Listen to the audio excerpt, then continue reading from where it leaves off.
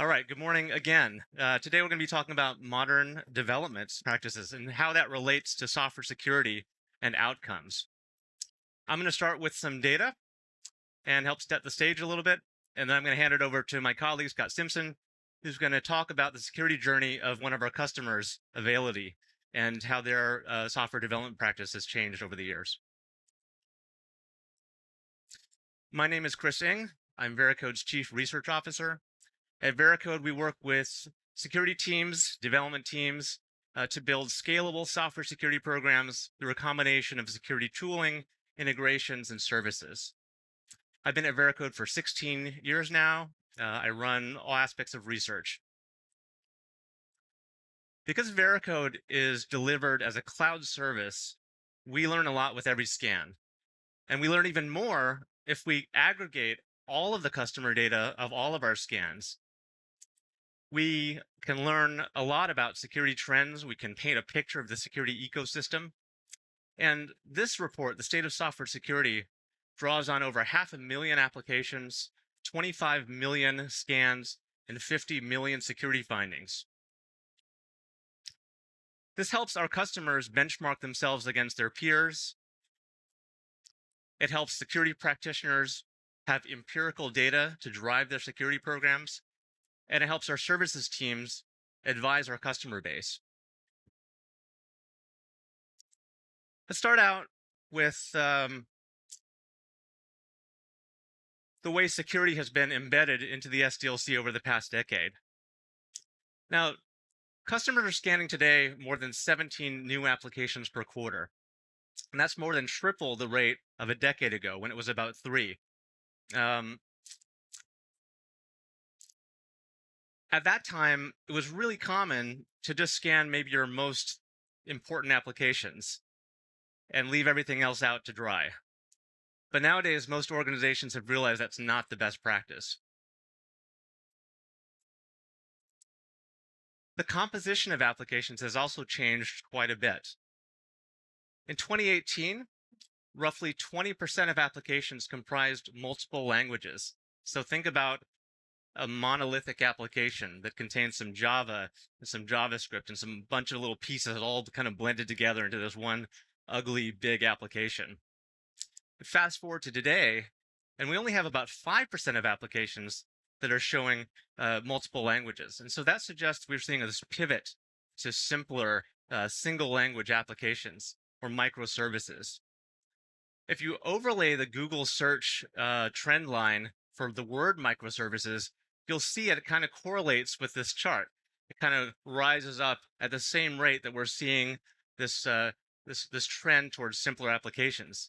If you repeat this same Google search trend for REST APIs, you'll see roughly the same curve.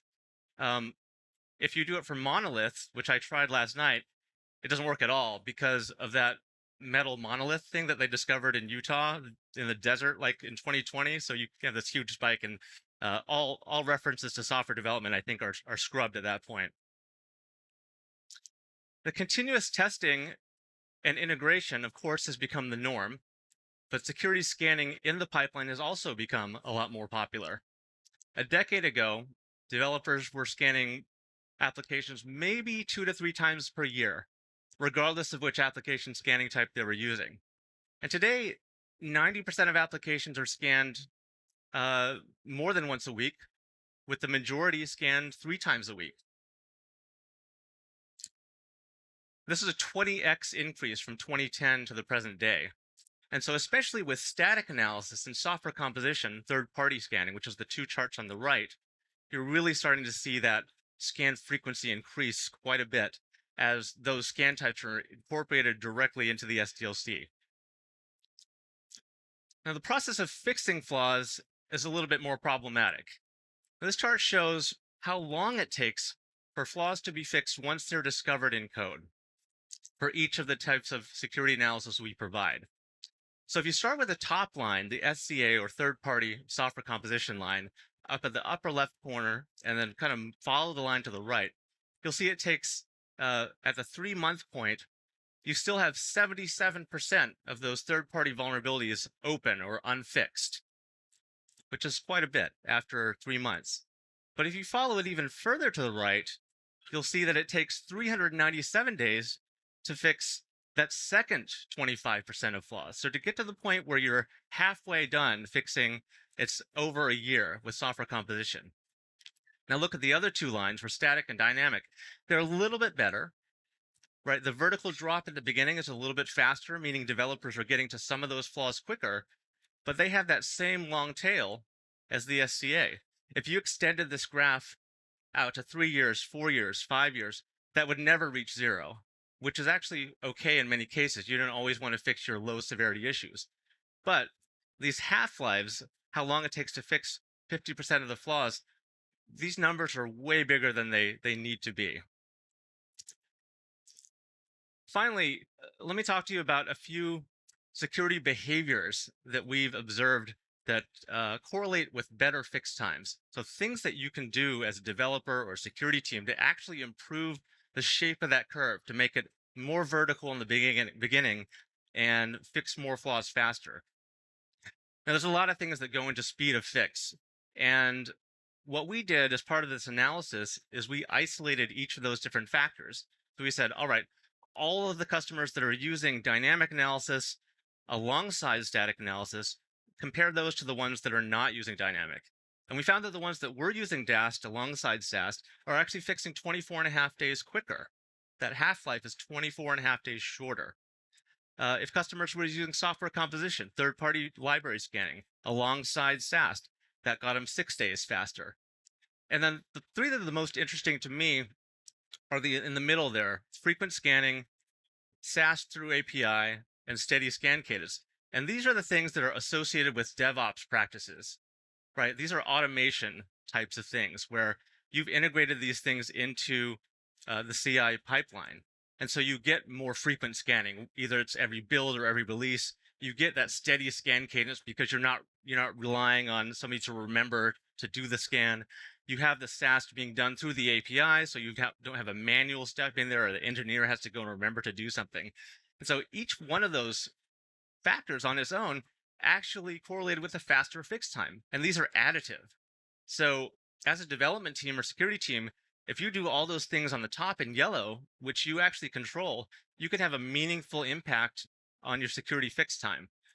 Now, the things on the bottom, you don't control so much. Those are more organizational. So you may be in a bad situation, but you can still improve it. You may be in a great situation with a fast-moving, organization, newer application, and you can still do all those things and improve it. So those are interesting learnings. All of this is in the report. So now, hopefully that was a little bit useful. I'm going to introduce my colleague, Scott Simpson. Jeremy couldn't make it here today, but Scott is going to talk to you about Availity's journey, and hopefully we'll have some time for questions at the end. Excellent. Appreciate that. Thank you, Chris. So for the rest of the day, you guys can call me Jeremy or Bro, whichever you choose. My name is Scott Simpson. I'm a Vice President of Solution Architecture at Veracode. And I want to share a little bit about Jeremy's journey with Veracode, the Availity team, and how they've, leveraged Veracode to secure their software as they've migrated from on-premise deployments into the AWS cloud. Jeremy's got a long history in application security. He's actually worked for several financial institutions as well as healthcare organizations, helping them to integrate application security with their cloud native development practices, and helping them with that digital transformation, which is a lot about how Jeremy got involved with Availity. So Availity actually is a healthcare organization. They've been spending the last 20 years bringing healthcare providers and healthcare payers together and processing both the patient information in terms of the first time you walk up to check into the doctor's office, all the way through to the point that you provide a copay and or your insurance provider pays that particular doctor and their organization. So they streamline that for various providers and payers, and have created an ecosystem to facilitate hyper efficiency in that space. When Jeremy joined Availity, they had a great application security team in terms of the people, but they were struggling with things like integrating application security testing throughout the life cycle. They were struggling with developer adoption. They had a blind spot around software composition analysis or open source software risk, and they were doing some of the good kind of practices around running dynamic scans, as Chris mentioned, that oftentimes indicates the maturity of the program and the interest in actually driving remediation. But they did have challenges around reporting and metrics. One of the big differentiators between Veracode and a lot of the upstart competition out there is our ability to articulate the value of the program through specific metrics like Chris showed, for your specific organizations and how those organizations compare to industry peers, et cetera. So where'd they want to go? They wanted to go to a place where they had open source software security governance in place so that they could identify and remediate risk, not just in the code that they were writing to facilitate those provider payer transactions, but also in the code that they were borrowing from open source systems.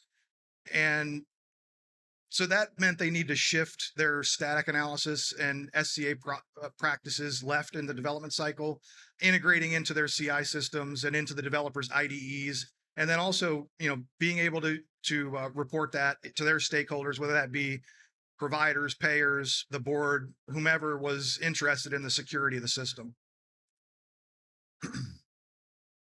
So some of the steps that Jeremy and his team went through are those that we see lots of customers go through, right? They want to figure out how to integrate and automate that process in the most efficient way possible. They want to onboard those applications and secure that SDLC so that those big on-prem workloads that they were running prior could be lifted and shifted into the AWS cloud in a secure fashion.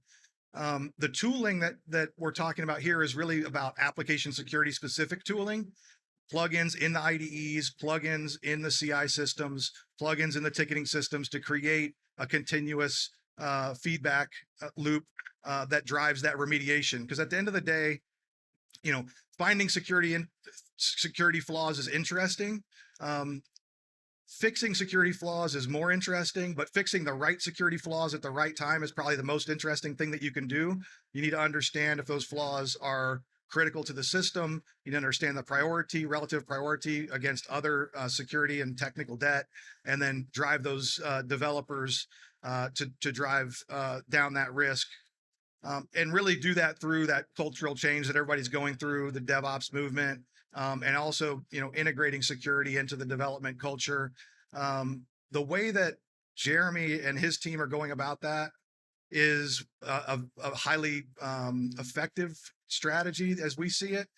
It's building security champions. So inside of every team, identifying that rock star developer that wants to write good code, wants to write secure code, bringing them into the program, sharing with them how they can do that, and then let it kind of feed the rest of the team from there through policies and standards and so on and so forth.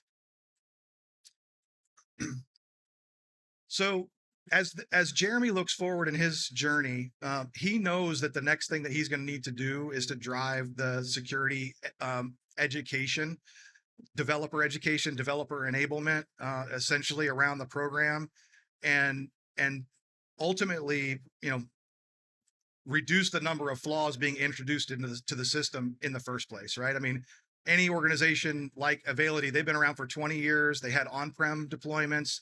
They wanted to move those into the cloud for the same reasons that I'm sure a lot of you are, which is pressure on time to market, cost reduction in terms of the cost associated with running those workloads on-prem.